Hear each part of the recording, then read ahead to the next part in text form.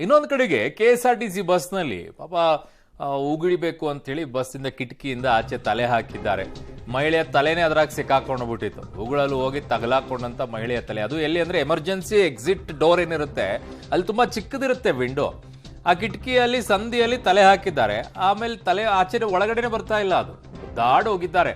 ಚಾಲಕ ಮತ್ತು ನಿರ್ವಾಹಕರ ಸಮಯ ಪ್ರಜ್ಞೆಯಿಂದ ಆಮೇಲೆ ಒಳಗಡೆ ತರುವಂತ ಕೆಲಸ ಆಗೋಗಿದೆ. ಇಲ್ಲದೆ ಇದ್ರೆ ಪಾಪನಿಗೆ ಗೊತ್ತಿರಲಿಲ್ಲ ಅಂದ್ರೆ ಏನ್ ಕತೆ, ಇನ್ಯಾವುದೋ ಬಂದು ಗಾಡಿ ಆ ಕಡೆ ಪಾಸ್ ಆಗ್ತಾ ಇದ್ರೆ ಬಹಳ ಡೇಂಜರಸ್ ಅದು. ಅದಕ್ಕೆ ಕಿಟಕಿ ಒಳಗಡೆ ತಲೆ ಹಾಕ್ಬೇಡಿ ಅಂತ ಹೇಳ್ತಾರೆ. ಇಲ್ಲಿ ನೋಡಿ ಹಾಕಿ. ಹಾ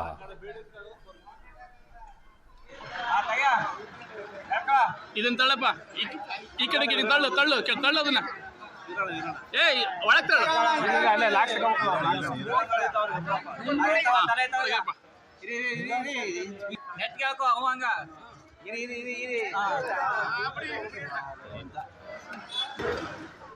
ನೋಡಿ, ಎಷ್ಟೋ ಸಲ ಹೇಳ್ತಾರೆ ದಯವಿಟ್ಟು ಕಿಟಕಿಯಿಂದ ತಲೆ ಹಾಕಬೇಡಿ ಆಚೆಗೆ ಅಂತೇಳಿ. ಅದಕ್ಕೆ ಇನ್ನೊಂದು ಕಾರಣನೂ ಇದೆ.